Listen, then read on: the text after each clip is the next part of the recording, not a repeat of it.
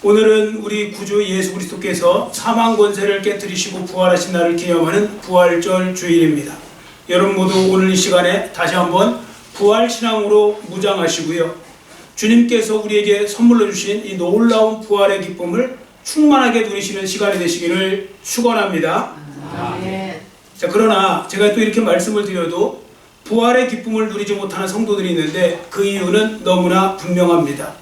뭘까요? 예수님의 부활을 진짜로 믿지 않기 때문에 그런 것입니다. 여러분, 만일 여러분 가족이나 친구 중에 누가 정말로 죽었다가 살아난 거 가끔씩 그런 일 있잖아요. 그러면 여러분 어떤 현상이 나는지 아십니까? 그분은 만나는 사람마다 어떻게 하면 그 이야기 할까? 어떻게 하면 또 상황을 그렇게 바꿔서 그 이야기를 해볼까?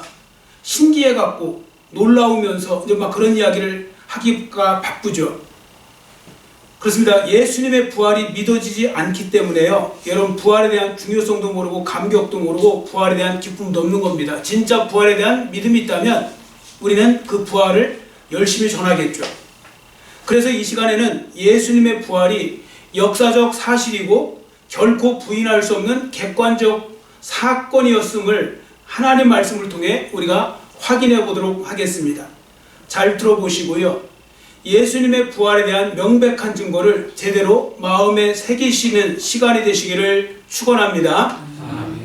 자, 먼저 첫 번째, 예수님의 부활의 증거로요, 빈 무덤을 들 수가 있습니다. 빈 무덤. 여러분, 빈 무덤 이야기를 많이 들어보셨을 텐데요. 예수님의 빈 무덤은요, 제자들만 관심이 있었던 것이 아니라 예수님의 대적자들도 관심이 많았어요. 왜 많았냐면 신경 쓰였거든요. 예수님이 살아생전에 내가 죽은 다음에 사흘 후에 살아날 것이라고 예수님이 그 말씀하시는 것, 그런 것들을 그들도 알고 있었거든요. 자, 그런 부분들 속에서 굉장히 신경 썼고요. 자, 그런데 만약에 제자들이 지금 예수님이 이제 부활하신 다음에 예수님이 이제 부활에 막 증거를 할 거 아닙니까? 그러면 어떻게 합니까?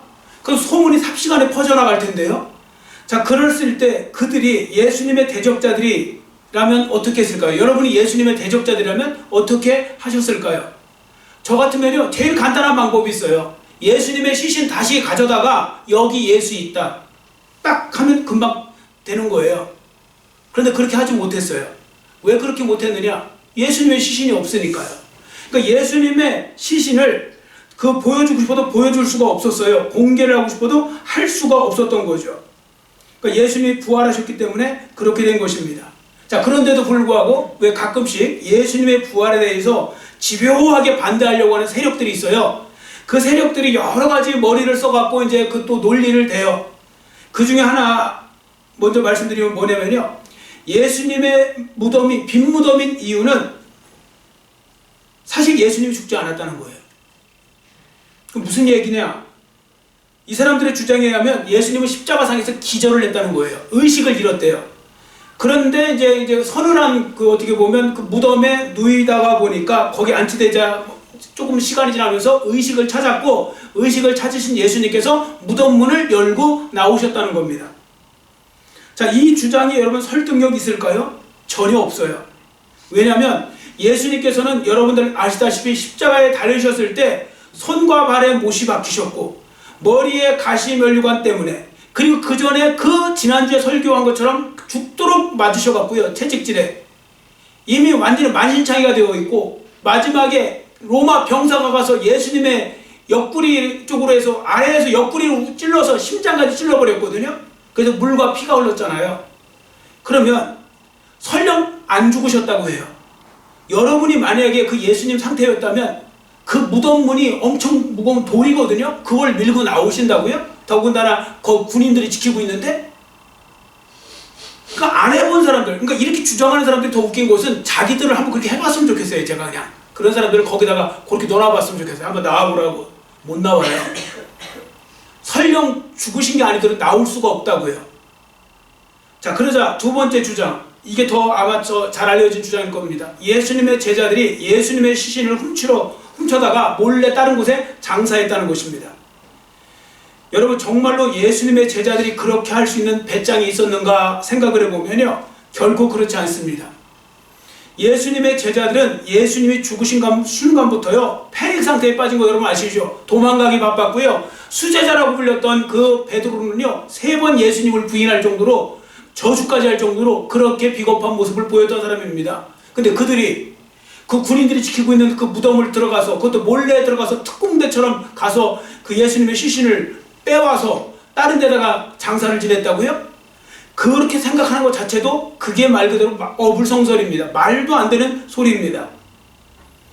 자, 그리고 두 번째 이제 예수님의 부활에 대한 증거는요. 충분한 수의 목격자들에 의해서 확인이 됩니다. 충분한 숫자가 목격을 한 거죠. 여러분, 역사적 사건은요. 보통 중요한 요소 중에 하나가 목격자가 많아야 돼요. 가능하면. 목격자가 많을수록 더 객관적 사실이 됩니다. 그럼 성경에 예수님의 부활에 대해서 목격한 사람이 몇 명 정도 될까요? 오늘 본문에 있잖아요. 3절부터 쭉 보시면요. 8절까지 다 따져보시면 적어도 510명이 넘어요.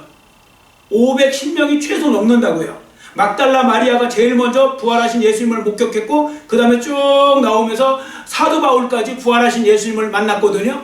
자, 그러니까 510명이 적어도 넘는데요. 그 넘은 사람들이 또 예수님과 며칠을 같이 있었냐면 40일을 같이 있었어요. 예수님이 40일 동안 이 땅에 있었다고요. 여러분 잠깐요 한 5분 정도 보였다가 가면 환상을 봤다고 할 수도 있어요. 40일 동안 같이 있었어요. 같이 살았다고요.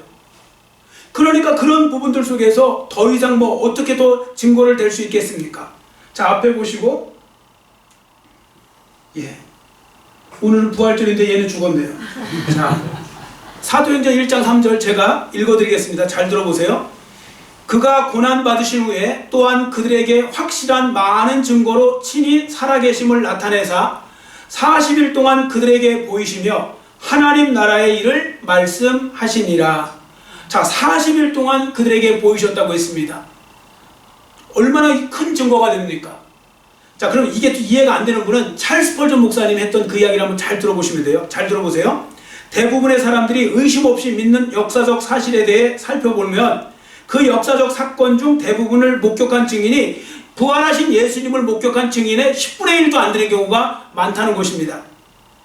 예를 들어 국가에 큰 영향을 끼친 유명한 조약의 체결이나 암살자의 행동 이런 것들이 몇몇 목격자에 의해서 목격되었지만 그런 거에 비하면 예수님의 부활을 목격한 이 510명이 넘는 숫자는요 말로 다 할 수 없이 많다는 거예요.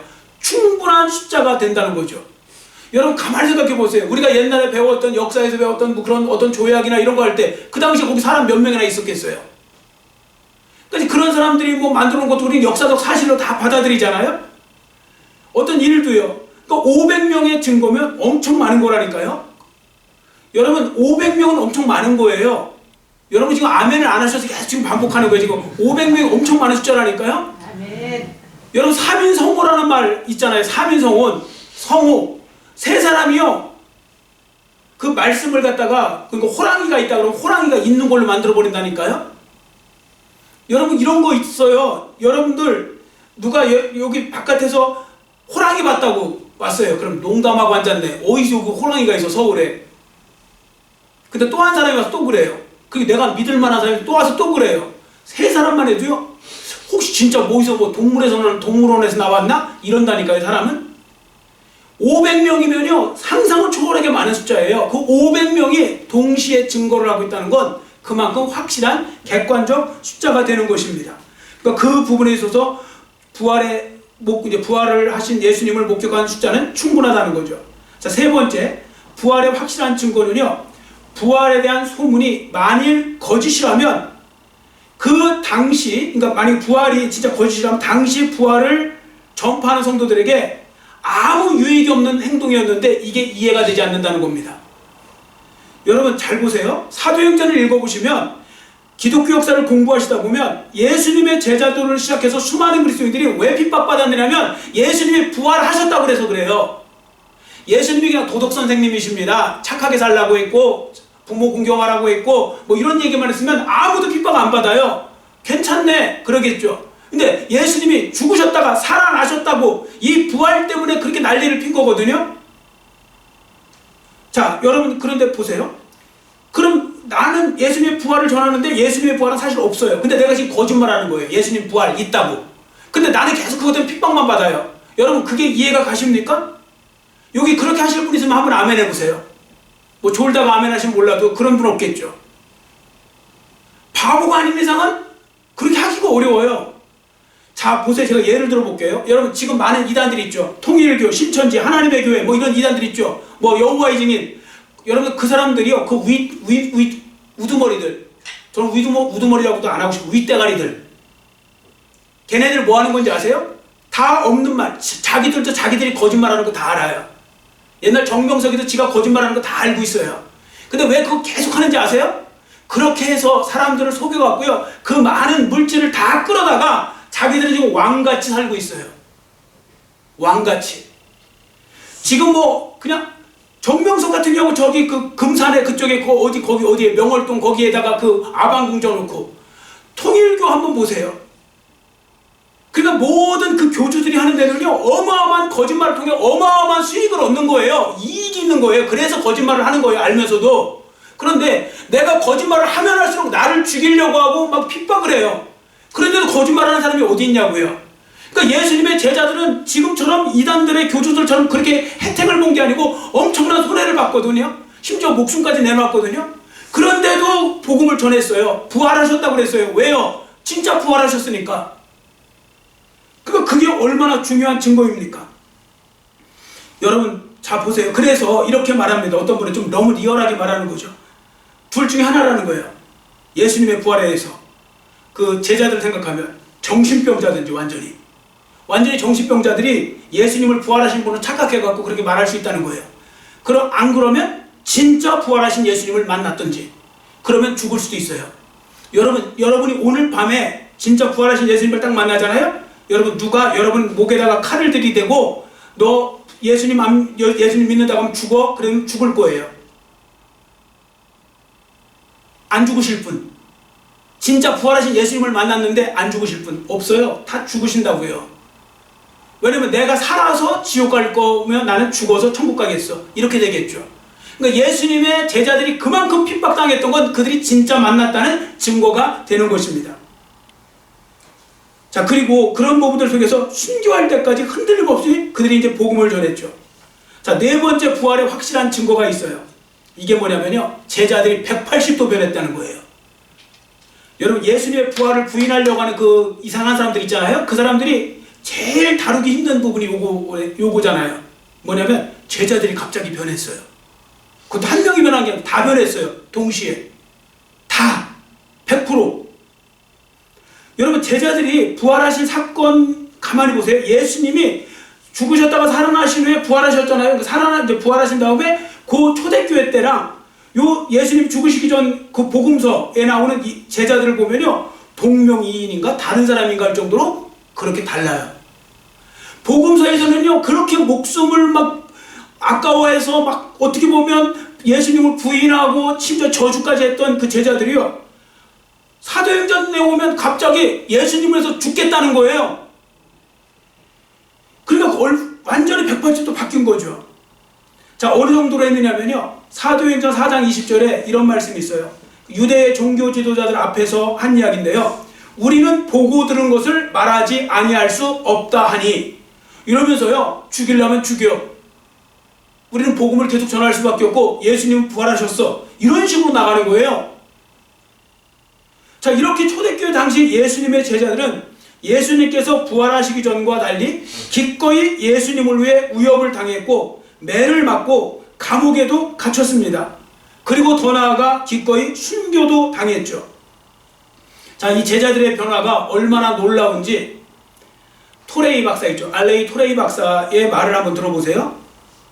그렇게 놀랍고 획기적인 제자들의 도덕적인 변화가 일어났다는 것은 무언가 엄청난 일이 일어났다는 것에 명백한 증거가 되는 것입니다. 부활의 역사성, 곧 그들이 부활하신 예수님을 직접 목격하였다는 사실 말고는 이런 현상을 증명할 다른 근거가 없다는 것입니다. 여러분 잘 보세요. 요게요 간단해요. 예수님의 제자들이 왜 갑자기 다 바뀌었을까? 부활하신 예수님을 만났기 때문에. 이런 답이 금방 되지만요. 부활하시지도 않는 예수님 없었고 부활도 안 하셨고 아무것도 없었는데 제자들이 왜 갑자기 어느 날 동시에 바뀌었을까? 그러면 이건 답을 찾으려면 답이 안 나오는 거예요.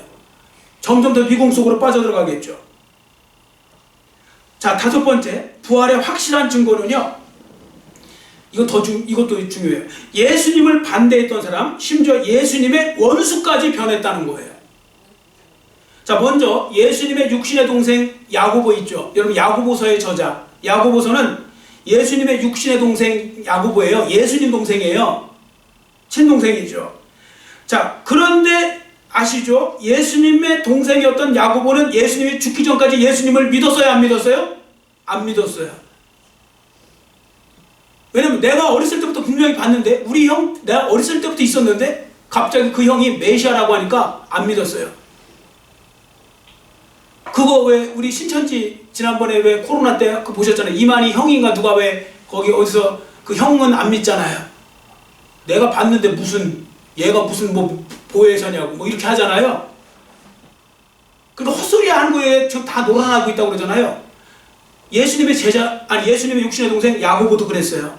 아니 내가 형 어렸을 때부터 봤는데 무슨 형이 무슨 메시아야, 말도 안 되는 소리 하고 있네. 그랬는데 예수님이 죽으셨다고 부활하셨단 말이죠. 갑자기 이 형이 이 동생이 바뀌었어요. 야고보가요 확 다 바뀌었어요. 그리고 믿음이 폭발적으로 자랐는데 이렇게 자랄 수가 없을 정도로 자랐어요. 그리고 어느 정도 자랐냐면 믿음이 너무 세갖고요, 너무 강하고 너무 담대해져 갖고요. 초대교회 때 수장을 했던 사람이에요. 베드로가 수장이 아니에요. 예루살렘 교회 수장은 야고보였어요.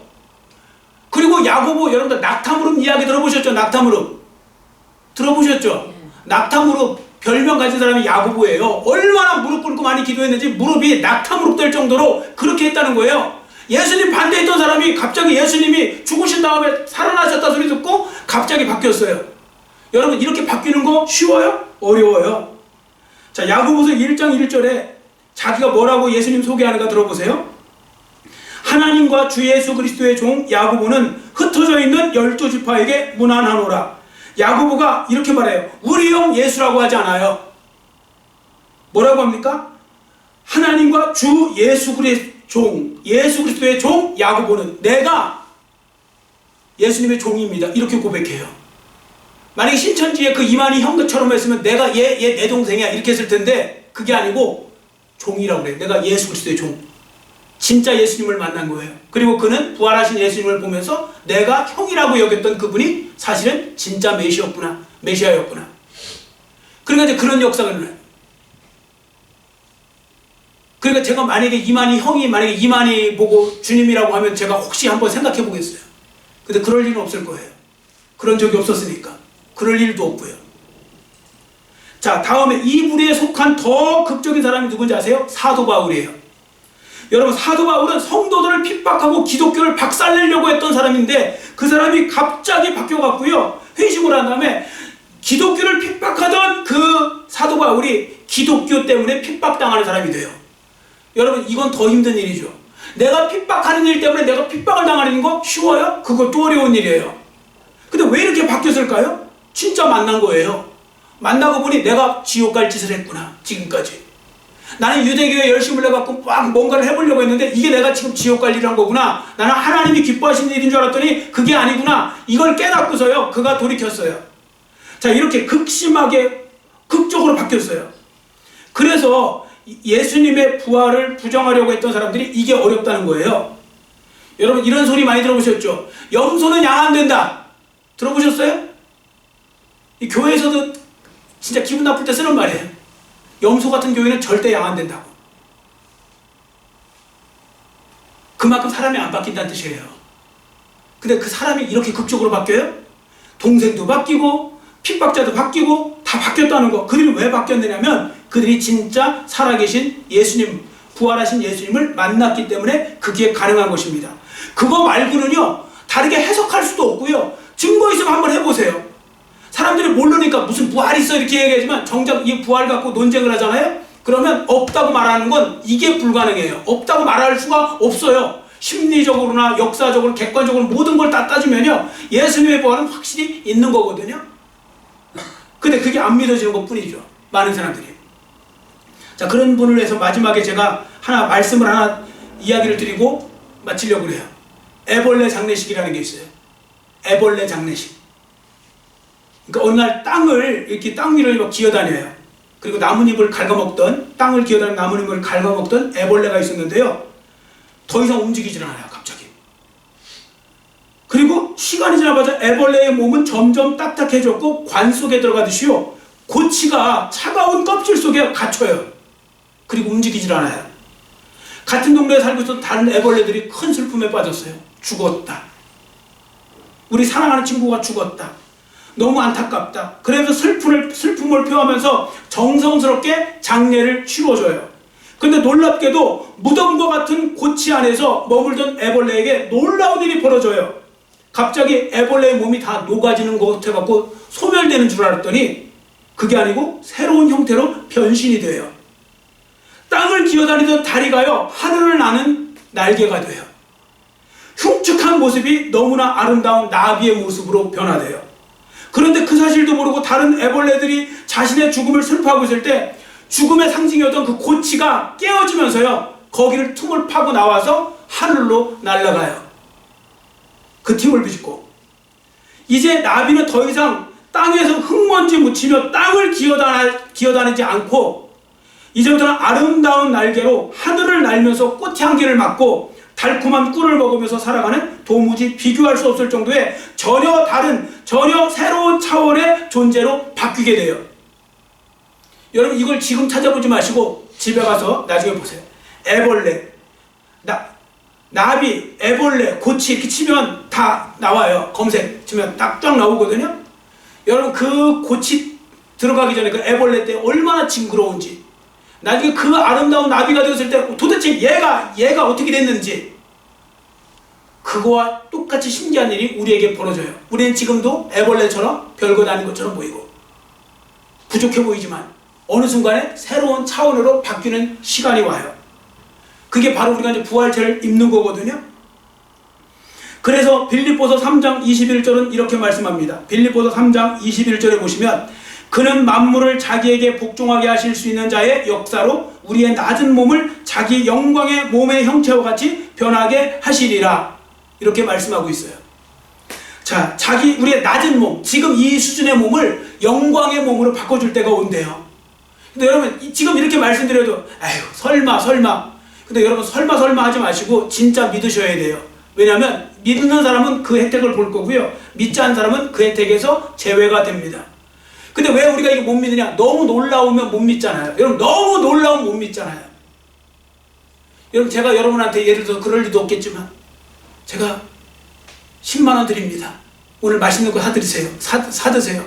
그럼 여러분 믿어요, 안 믿어요? 안 믿는구나. 10만 원 더. 예. 근데 보통은 그 정도면 웬일이시지? 그럴 수 있잖아요. 근데 제가 집사님, 제가 오늘 100억 드릴 테니까 이제 좀 집도 하나 사시고 그러세요. 믿어요, 안 믿어요? 웃기는 소리 하고 계신다고 막 그러겠죠. 100억. 아니, 그냥 더 실감나게 1000억. 자기 집이나 사지. 이런 거 이제 있겠죠. 안 믿어지는 것이 너무 놀라워서, 너무너무 놀라워서요. 오늘 새벽에 제가 말씀드렸어요. 자, 보세요. 여러분, 저는 지금 이해시키기가 더 쉬워요. 요즘 AI 시대 됐죠. AI 시대가 점점 돼가고 있는데 지금 초입부죠. AI에다가 지금 피지컬 AI 해갖고 로봇가 나오는데, 로봇가 여러분 신기한 거죠. 조금 진짜 한 몇 년 만에 다 될 것 같아요. 지가 가서 일을 다 하다가 에너지가 딸리면 지가 가서 배터리를 지가 교체를 해요. 그리고 다시 와서 일을 해요. 그러니까 24시간 내내 일을 할 수 있어요. 막 그런 것들이요. 그리고 AI에다 인공지능을 넣으니까요, 밤새도록 얘기해도요, 얘가 친구처럼 얘기를 해줘요. 여러분들은 말 많이 하면 싫어하잖아요, 상대편이. 걔는 계속 얘기하고 밤새도록 대답해줘요. 그리고 말도 안 되는 일이 지금 벌어졌는데, 근데 이게 10년 뒤에 가보세요. 어떤 일이 벌어졌는가. 지금 우크라이나 전쟁에 로봇 군사가 나가고 있어요. 로봇가 가서 싸워요. 로봇가 가서 거기다 기관총 달고 가서 싸우고 있다고요. 지금 10년 정도면요, 여러분 상상 초월한 터미네이터 같은 게 나오는 거예요. 근데 여러분, 옛날에 좀 연세들 옛날에 터미네이터 한 번쯤 다 보셨죠? 그때 보면서 이런 말도 안 되는 세상이 정말 온다는 걸 상상도 못하면 즐겼잖아요. SF, 공상과학소설. 근데 그게 진짜 일어났죠. 근데 그게 지금도 놀랍죠. 조금씩 지나와 왔는데도 우리가 그걸 났는데도. 그런데 여러분 요걸 다 빼놓고 갑자기 여러분들 자고 일어났는데 갑자기 지금 AI 세상이 되잖아요. 이게 설명을 들으면 이게 말이 돼? 모질이 인간들도 이렇게 만들었어요. 여러분 하나님께서 여러분이 나중에 부활체를 입게 만드신다는 거 어려운 일 아니에요. 아무것도 아닌데 그냥 우리 수준으로 생각하는 거라니까요. 여러분 그게 안 믿어주시면 AI의 그 한번 발전사를 보세요. 이 말이 안 되는 거 30년 전에 이 이야기하면 다 사람들 미쳤다고 그랬어요. 말 같지도 않은 소리 하고 있다고. 무슨 쇳덩어리가 이야기를 하냐고. 말도 안 되는 소리 한다고. 근데 그 일이 벌어지고 있잖아요. 지금 우리도 그 놀라운 역사를 경험하게 되실 거예요. 그런데 저는 안타까운 거 뭐냐, 그거 못 경험하는 사람이 있을까 봐. 이 자리에도 부활할 때 부활 못 참석, 거기 부활에 못 참여하면 얼마나 끔찍한 겁니까? 한 분도 없이, 한 분도 빠짐없이 여러분 모두 다 부활하실 때 부활체로서 부활체를 입으시고 하나님이 그 베풀어 주신 놀라운 이 부활의 은혜에 다 동참하는 삶이 되시기를 간절히 빌고 원합니다. 아멘. 기도하겠습니다. 사랑의 하나님 아버지, 감사합니다.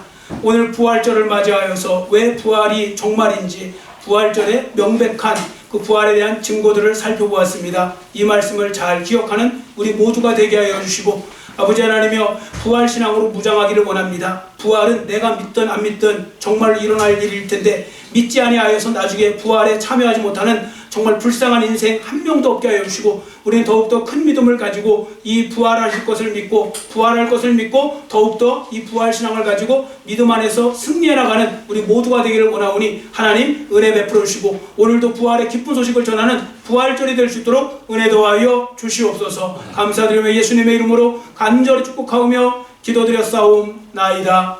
아멘.